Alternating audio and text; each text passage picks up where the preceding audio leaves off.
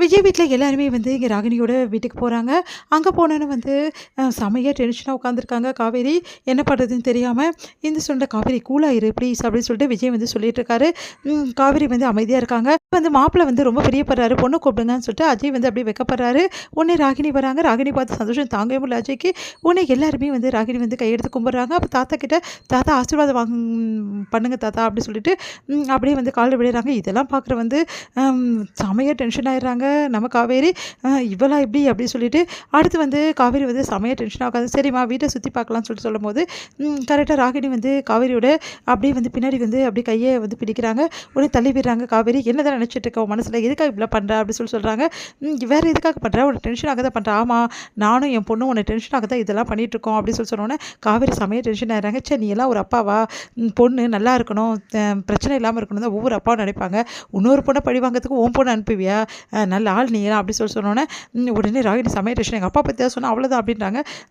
தான் தெரிஞ்சிச்சு உங்களை 2 பேரையும் பற்றி அப்படின்னோடனே உன்னை டென்ஷன் ஆக்க என்னென்ன பண்ண முடியுமோ அவ்வளவும் நாங்கள் பண்ணுவோம். நல்லா பண்ண முடிவு பண்ணு அப்படின்னு சொல்லிட்டு ராகினி சொல்கிறாங்க. அதனால் காவேரிட்ட செம்ம டென்ஷனாக போகிறாங்க. அது எல்லாரும் கூடி பேசி வந்து நிச்சயம் எங்கே பண்ணலாம் அப்படின்னு சொல்லிட்டு முடிவு பண்ணுறாங்க. கோயிலே பண்ணலாம் அப்படின்னு சொல்லிட்டு சொல்கிறோன்னே பசுபதி வந்து எனக்கு இருக்க வசதிக்கு கோயிலெல்லாம் வந்து சாதாரண விஷயம், பெரிய சத்திரமாக எடுத்து நல்லா பொண்ணு என் பொண்ணுக்கு அப்படின்ற மாதிரி சொல்கிறாரு. இருந்தாலும் வந்து மற்றவங்களுக்கு வசதி வேணும்ல அப்படின்னு சொல்லிட்டு தாத்தா சொன்னோன்னே அப்படியே யோசிக்கிறாரு. என்னது மற்றவங்களுக்கு வசதி? நீங்கள் என்ன சொல்கிறீங்க? நீங்கள் தான் பெரிய பணக்காரங்களாச்சு, இப்படி சொல்கிறாரு அப்படின்னு சொல்லிட்டு யோசிச்சிடோன்னே, இல்லைங்க எல்லாருக்கும் வசதி பண்ணணும்ல, கோயிலில் வச்சா தான் நல்லாயிருக்கும், எங்கள் முறைப்படி நாங்கள் கோயிலில் தான் வைப்போம் அப்படின்ற மாதிரிலாம் வந்து அன்பரசு சொல்லி சமாளிக்கிறாரு. உடனே வந்து விஜய் வந்து நீங்கள் ஒரு பெரிய கம்பெனியில் வந்து வச்சுருக்கீங்களப்பா, இந்த கம்பெனியில் வந்து என் மாப்பிள்ளை என்னவா இருக்காரு அப்படின்னோடனே, நான் தாங்க எல்லாமே அப்படின்னோடனே விஜய் வந்து பார்க்குறாரு. உடனே காவேரியும் பார்க்குறாங்க. இல்லைங்க நான் நிறைய பார்த்துப்பேன், அதனால் சொல்ல வந்தேன் அப்படின்னு சொல்லிட்டு அன்பரசு வந்து கூட சேர்ந்து சொல்லி மழுப்புறாரு. அடுத்து இதெல்லாம் பார்க்குற விஜய் வந்து சிரிக்கிறார் மனசுக்குள்ளேயே. அடுத்து எல்லாமே வந்து கிளம்பும்போது கரெக்டாக காவேரி வந்து அப்படியே வந்து தடுக்கி விழுறாங்க. அப்போ ஓடி போய் தாங்கி பிடிக்கிறாரு விஜய். விஜய் வந்து என்ன காவேரி இப்படி வர, பார்த்து பத்திரமா இருக்கிறது இல்லையா, சரி நீ வா அப்படின்னு சொல்லிட்டு அப்படியே கை தாங்கலாம் வந்து காவேரியை அழைச்சிட்டு போகிறாரு. பார்த்தீங்கல்ல இங்கே வந்தாவே எனக்கு இதான் ஏதாவது கெடுதல் நடந்துக்கிட்டே இருக்கும் அப்படின்னு சொல்லிட்டு காவேரி சொல்கிறாங்க. இதெல்லாம் பார்க்குற பசுபதி ராகினி செமையாக டென்ஷன் ஆகிறாங்க. சரி ஒன்றும் இல்லை நான் தான் இருக்கேன்ல அப்படின்னு சொல்லிட்டு பணியோடு வந்து விஜய் வந்து வாப்பா இப்பெல்லாம் பண்ணக்கூடாது புரியுது, ஏதோ ஒன்று என்ன பண்ணுறது அப்படின்னு சொல்லிட்டு ரொம்ப அக்கறையாக வந்து கைத்தாங்களா பிடிச்சு கூட்டிகிட்டு போகிறாரு.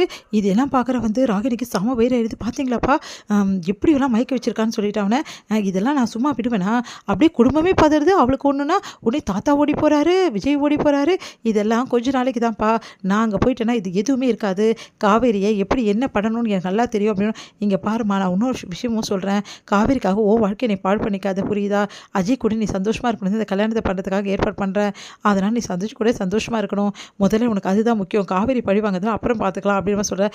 சரிங்கப்பா நான் 2மே தான் செய்ய போகிறேன் அப்படின்ற மாதிரி சொல்லிட்டு இருக்காங்க. இப்போ என்ன இப்படி பண்ணுறா அப்படின்னு சொல்லிட்டு பசுபதி யோசிக்கிறாரு. அடுத்து வந்து காவேரி இப்போ ஓகேவா அப்படின்னு சொல்லிட்டு விஜய் கேட்குறாரு. பரவாயில்ல அப்படின்னு சொல்லி சொன்னோன்னே, ஏன் காவேரி இவ்வளோ டென்ஷனாக இருக்க, வேறு என்னங்க பண்ண சொல்கிறீங்க, ராகினி வந்து வீட்டுக்கு வரதை நினச்சி ரொம்ப கவலையாக இருக்குது, சொன்னால் புரிஞ்சிக்கவே மாட்டேங்கிறீங்க அப்படின்னு சொல்லிட்டு காவேரி டென்ஷன் ஆகுறாங்க. வீடு காவேரி அப்படின்னு ஆறுதல் சொல்கிறாரு விஜய்.